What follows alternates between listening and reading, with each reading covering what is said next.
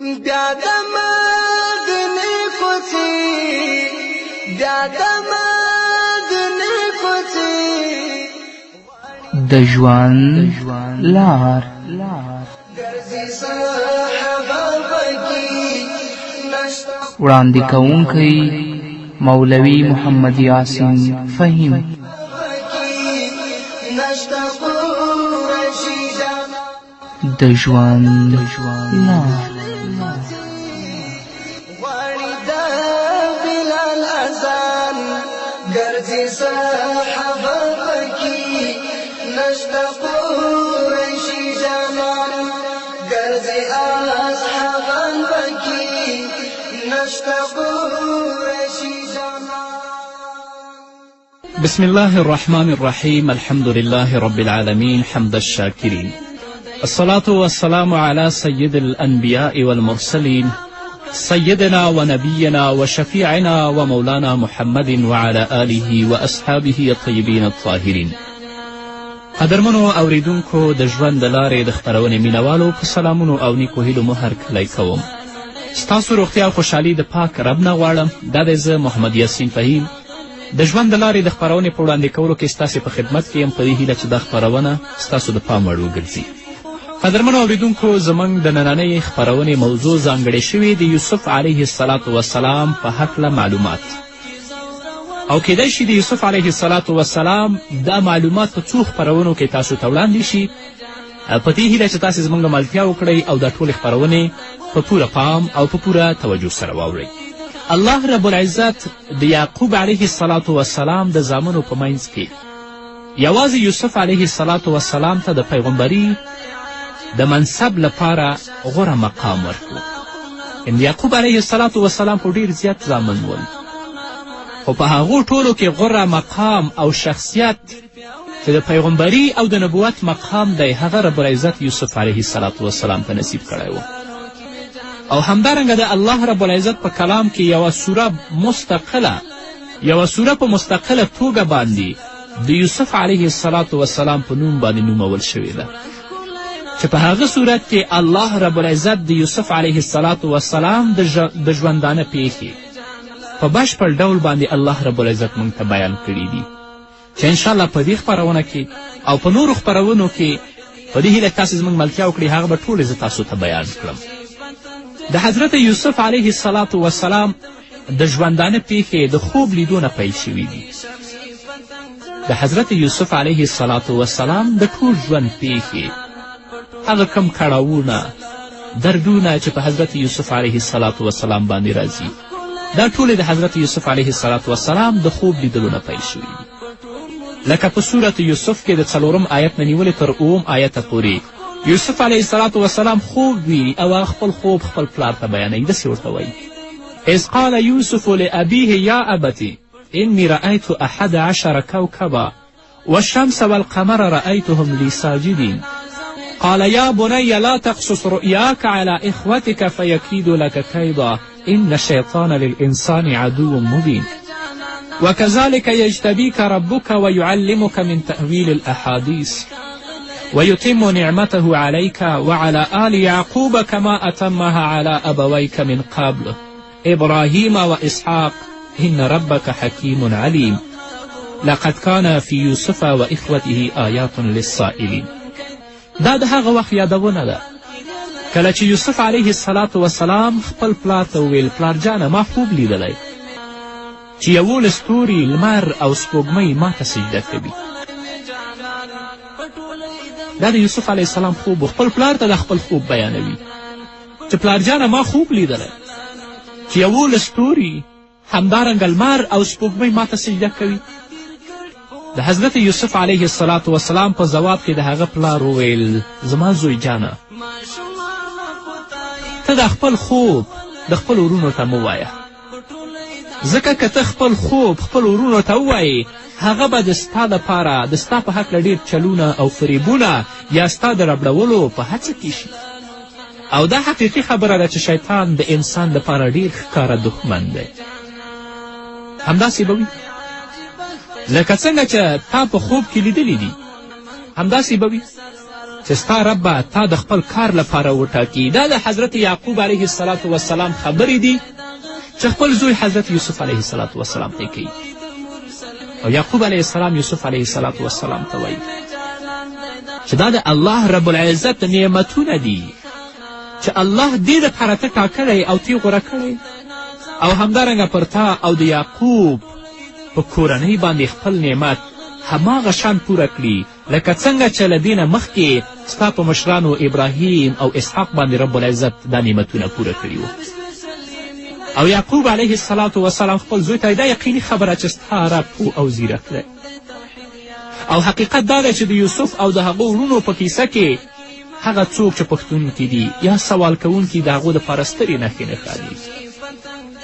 نو کله چې حضرت یوسف علیه السلام خپل خوب خپل پلار حضرت یعقوب علیه السلام ته بیان کړ، نو یعقوب علیه السلام خو پیغمبر و، هغه په دې باندې ډېر زر پوه شه چې یوسف علیه السلام به د الله په وړاندې د ستر مقام څښتن شي، خو د هغو لسو میرني وروڼو په وړاندې د ستر مقام کېدل، یعنی هغو ته به دا خبره ډېره سخته ګرانه وي. یعنی د هغه لس میرني وروڼه چې حضرت یوسف علیه السلام درلودل، دا د یوسف علیه السلام مقام ته رسېدل د کینې او د حسادت لامل به وګرځي چې هغوی به دې سره کینه کوي. نو د دې وجې نه حضرت یعقوب علیه السلام خپل زوی یوسف علیه السلام ته وایي چې ته خپل خوب خپل وروڼو ته مه وایه. کومه خوب چې تا لیدلی چې تا ته به 11 ستوري او مر او سپوږمۍ سجده کوي، دا خپل خوب د خپلو وروڼو ته مه وایه. او دا یې ورته ویلې چې ته به په راتلونکي کې د ډېر ستر درناوي وړ شخصیت شي، او الله به تا د نبوت په منصب الله رب العزت به تا د نبوت په منصب په ښلو سره سرلوړی کړي، ستا سر به په نبوت باندې الله اوچت کړي. او یعقوب علیه السلام یوسف علیه السلام ته وایي چې الله به تا ته هغه ژور لید به درکړي چې د هغه په رڼا کې ته د هرې موضوع تل ته د پریوتو او د هغه د بیخ او بنسټ د میندنې وړ وګرځي. او دا د تعبیر حدیث مطلب دی، یعنی یوازې د خوب د تعبیر په علم کې نه دی ځانګړي څرنګه چې دې انګېرنه شوې ده، بلکې الله رب العزت به تا ته ډېر ژور لید درکړي چې د هغه په رڼا کې د هرې موضوع تل ته د پریوتو او د هغه د بیخ او بنسټ میندنې وړ وګرځي. الله به دونه علم درکړي. دا د یعقوب علیه السلام خبرې وې چې حضرت یوسف علیه السلام ته وکړي. نو اوس د یعقوب علیه السلام نور زمن لس میرني وروڼه دي د حضرت یوسف علیه السلام، او یو خپل ورور دی چې بنیامین دی. نو اوس هغوی د یوسف علیه السلام پلان نیسي چې دا د منځه ویسي.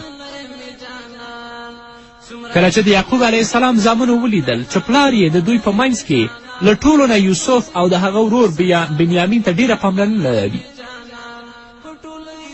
د یوسف علیه السلام نورو زامنو ولیدل چې زموږ نه حضرت یعقوب علیه السلام یوسف ته او همدارنګه بنیامین ته ډېره توجه لري، او د یعقوب علیه السلام پاملرنه هغو ته ډېره زیاته ده. خو د یعقوب علیه السلام د مینې علت درلوده، لامل یې درلوده. هغه مینه چې د یوسف او بنیامین سره درلوده د هغې لاملونه موجود وه.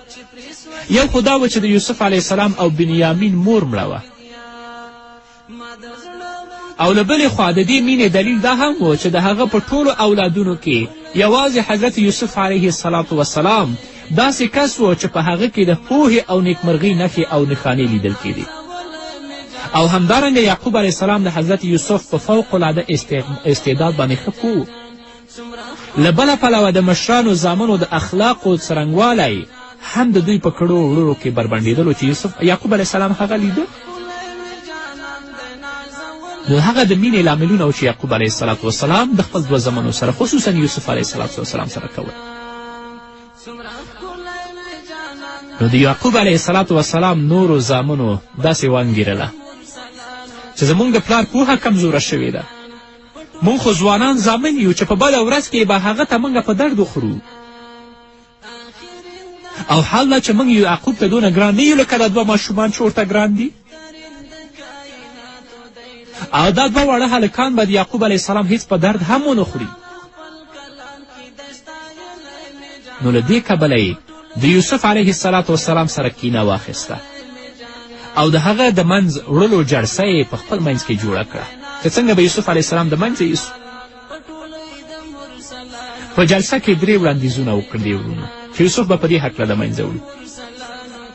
لکه الله رب العزت فرمایي په اول کې اقتلو یوسفه، یو وړاندیز یې دا و چې تاسې یوسف ووژنئ، او دویم وړاندیز یې دا و چې اطرحوه ارضا یخلو لکم وجه ابیکم وتکونو من بعده قوما صالحین. تاسو یوسف علیه السلام چیرته لرې وغورځوئ چې بیا د پلار پاملرنه یوازې تاسو ته وشي او د دې نه وروسته به موږ توبه وباسو او نیکان به شو. او دریم وړاندیز یې دا و نه چې یوسف علیه السلام به په یو ترږمۍ او په تیارې څاه کې وغورځوو چې ځینې کاروانونه تیریږي هغه به ځان سره پورته کي او بوبه یې ځي. دویم وړاندیز یې دا و چې یوسف علیه السلام به چیرته لرې وغورځوو، د پلار پاملرنه به بیا موږ ته وشي او وروسته به موږ او تاسې بیا توبه وباسو. د دې خبرې نه مطلب دا دی چې هغوی به ویل په لرې سیمه کې دا ووژنئ چې څوک پرې خبر نشي. د دې عمل سرته رسولو وروسته به موږ او تاسو توبه وباسو. ګورئ قدرمنو اورېدونکو، دا فقره او دا ټکه د هغه خلکو د روحیاتو ډیره ښه ترجماني کوي چې نفسي غوښتنو ته د ځان سپارلو ترڅنګ له ایمان او نیکي سره هم اړیکې ساتي. یعنې بدیم کوم خو توبه وباسم. د داسې خلکو دا عادت وي چې په هر وخت کې چې نفس ورڅخه ناوړه غوښتنه کوي نو د ایمان غوښتنې پرېږدي. لومړی د نفس غوښتنه پوره کوي او کله چې وجدان یې دننه ګواښل پیل کړي چې تا خو ډیر بد کار وکړه، چې کله د نفس ومنله نو وجدان چې کله دا وګاښه نو هغه ته د نفس د دې ډډینې ورکولو هڅه کوي چې لږ صبر وکړه. نو خپل نفس ته بیا صبر وکړئ چې لږ صبر وکړه. د دې ګناه له کولو نه وروسته بله چاره نشته او زموږ کار ټول پوره شوی دی، نو اوس به توبه وباسو او هماغسې به نیک خلک شو څنګه چې ستا غوښتنه وي. نو یعقوب علیه السلام زمنو به دا ویلې چې یوسف به اوسو ډېر یوې لرې دښته کې به ووژنو چې څوک پرې خبر نشي، بیا به وروسته د دې کار نه موږ او تاسې توبه وباسو. نه، هیڅکله په هیڅ وخت کې تاسې د بدي تصمیم او عزم مه ساتئ. تل لپاره په دې کوشش کې اوسئ چې د خپل رب څنګه راضي کړو، دا نه چې اوس ګناه کوم بیا توبه وباسم. دا د هغه خلکو عادت دی چې د خپل نفسي خواهشاتو تابع هم وي او د دې ترڅنګ دا خبره هم کوي چې زه مسلمان یم. دریم وړاندیز یې دا و چې یوسف علیه السلام تاسې مه وژنئ، نو بیا که تاسې څه کوئ نو هغه په ډیره تیاره او ترږمۍ څاه کې وغورځوئ. کم تلونکی راتلونکی یا کاروان چې هلته تیریږي هغه به یې راوباسي. په دې تدبیر سره به خپلې مخې ته موږ او تاسې هم ورسیږو او د قتل د ګناه نه به هم بچ شو. دا دریم وړاندیز و د هغو. نو د یوسف علیه السلام ټولو زامنو په دې وروستي وړاندیز باندې اتفاق وکړه او په دې باندې راټول شو. نو ورغه خپل پلار ته یې ویلې پلارجانه څه خبره ده چې ته د یوسف په باب په موږ باندې اعتماد نه کوې، په داسې حال کې چې موږ د هغه ریښتینې خواخوږي یو او هغه زموږ ورور ده. نو نن ته یوسف علیه السلام زموږ سره ولیږه، یو څه میوه او دانه به وخوري او لوبې او ساتیري به هم زموږ سره وکړي. د هغه میرني ورونه ورغل یعقوب علیه السلام ته یې دا خبره وکړه او یعقوب علیه السلام ته وایي چې د هغه ساتنې څارنې لپاره موږ موجود یو.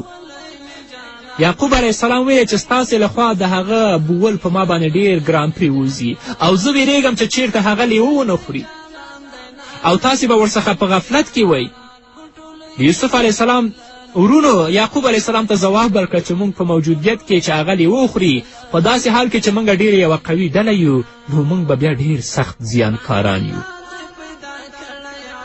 قدرمنو اورېدونکو، د خپرونې دې وخت کې راځو لنډې دمې ته. د دمې نه وروسته بیا هم زموږ خپرونه دوام لري. په دې هیله تاسو هم زموږ ملتیا وکړئ.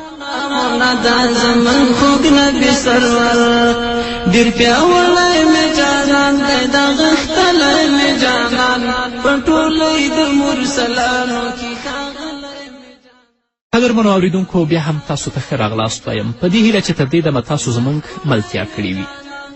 نو د یعقوب علیه السلام زامن راغله. د یوسف علیه السلام په بوولو یې خپل پلار ته ډېر زیات ټینګار وکړه چې دا موږ ځان سره بیایي او یوسف علیه السلام په هکله یې ویلې چې موږ به دا ډېر سخت ساتو هیڅکله به زموږ نه ضایع نه شي. نو یعقوب علیه السلام یوسف علیه السلام دوی سره ولیږه.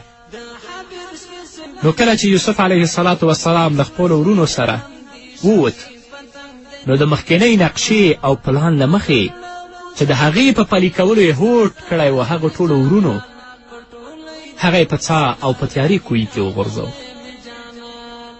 او په دې هکله الله رب العزت موږ ته په خپل کلام کې داسې فرمایلی دي، کله چې د یعقوب علیه السلام نورو زامنو یوسف علیه السلام له ځان سره بوته او هغه یې په ډېرې تیارې څا کې وغورځوه، نو الله وایي چې موږ یوسف علیه السلام ته وحی وکړه چې یو وخت به راشي چې ته به دوی ته د هغه حرکات په وړ ذکر وکړې چې د خپل له کار او له پایلو نه دوی دا خبر دي. یعنی الله ویلی چې موږ یوسف ته دا ویلي و چې دا خبره به ته دوی ته یاده کړې او دوی به د دې نه خبر نه وي. نو یوسف علیه السلام یې په څا کې وغورځوه. ماښام په ژړا او انګولار سره خپل پلار ته راغلل او ویې پلارجانه موږ د ځغاستې په مسابقه باندې بوخت وو او یوسف علیه السلام مو د خپلو اسبابو تر څنګ پریښی و چې په 3 تڅ کې لیوه راغی او یوسف علیه السلام یې وخوړه. او یعقوب علیه السلام ته ویل چې پلارجانه ته زموږ په خبرو باندې باور نه کوې اگر که موږ رښتینې یو. او د یوسف علیه السلام کمیس یې په دروغو باندې په وینو لړلی و او ځان سره راوړه او د یعقوب علیه السلام مخې ته یې وغورځوه. یعقوب علیه السلام خپل زامنو ته وایي بلکه ستاسې نفس ستاسې لپاره یو کار اسانه کړو، ښه نو زه به صبر وکړم او دا صبر به په ښه شان وکړم. کومه خبره چې تاسې غوټه کوئ پر هغې باندې له هماغه نه له الله نه مرسته غواړم. کیدای شي چې یوازې الله په دې هکله زما مرستې ته راورسیږي. دا د یعقوب علیه السلام وینا وه چې خپلو زامنو ته یې وکړه. د حضرت یعقوب علیه السلام د دې وینا چې فصبر جمیل، د دې معنا ده ښه صبر دی. له دې صبر نه مراد او موخه داسې صبر دی چې په هغې کې شکایت نه وي، فریاد نه وي، ژړا او سرټکونه پکې نه وي، غم په سړه سینه وګالل شي چې په یو لوړ ظرفي انسان باندې دا غم او دا مصیبتونه راغلي وي.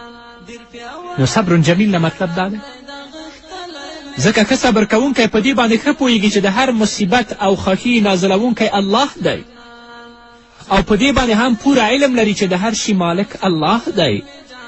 پس په دې صورت کې د مالک په تصرف باندې په خپل ملکیت کې څه نیوکې نه کوي او ښه صبر هیڅکله دا نه دی چې په هغې کې په قضا او په قدر باندې رضایت نه وي. نو حضرت یعقوب علیه السلام خپل زامنو ته وایي فصبر جمیل، زه صبر جمیل کوم. صبر جمیل دا مطلب چې په هغه کې شکایت هم نه کوم، په هغه کې فریاد هم نه کوم، په هغه کې ژړا او سرټکونه هم نه کوم، خو دا غم او دا مصیبت زه په سړه سینه باندې ګالم او د الله نه مرسته غواړم. او بل دا چې د یعقوب علیه السلام په کلام کې یو ځایوالی چې د صبر او د الله نه د مرستې په غوښتلو کې، یعنی د حضرت یعقوب علیه السلام په کلام کې یو ځایوالی راغلی، صبر هم غواړي خو د الله نه مرسته هم غواړي. فصبر جمیل والله المستعان. هغه په دې باندې دله کوي چې صبر بې د الله له مرستې نه دا شونی نه دی. نو یعقوب علیه السلام چې صبر کوي خو صبر سره سره د الله نه مرسته هم غواړي. او بل دا چې د الله د لطف او رحمت هر مومن بنده ته ډیر نږدې دی. الله هیڅکله مظلوم نه پرېږدي، هرومرو هغه په باطل باندې بریالی کوي او هیڅکله هغه په لالهاندي کې لالهانده نه پرېږدي چې د هغه بیلګه د حضرت یوسف علیه السلام ده.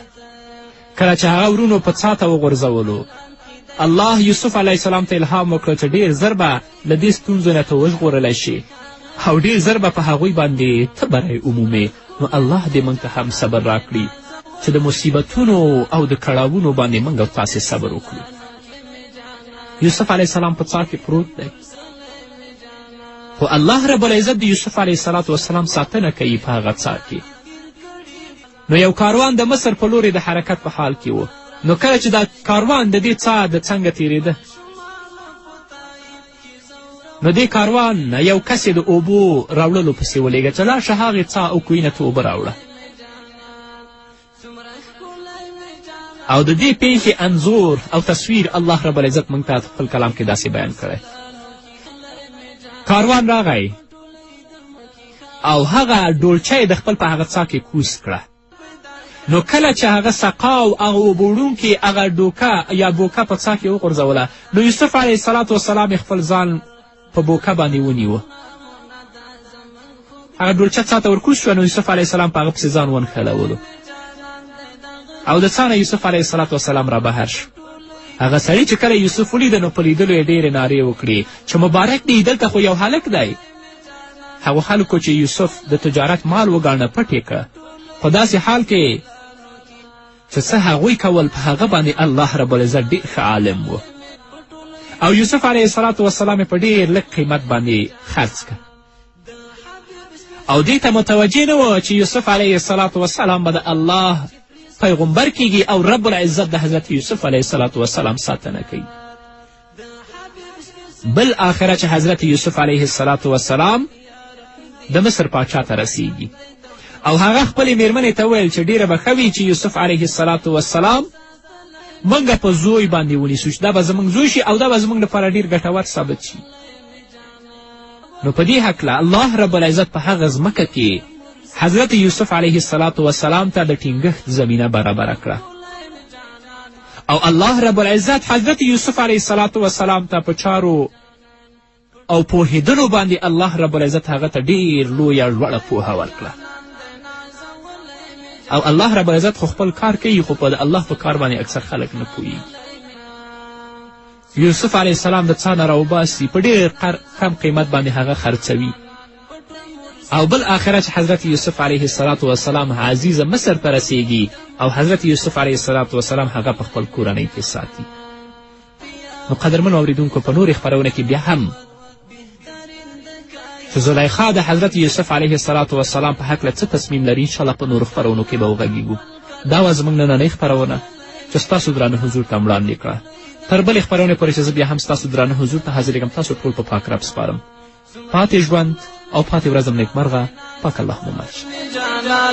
په ټولۍ د مرسلانو کې ښاغلی مې جانان، په ټولۍ د مرسلانو کې ښاغلی مې جانان.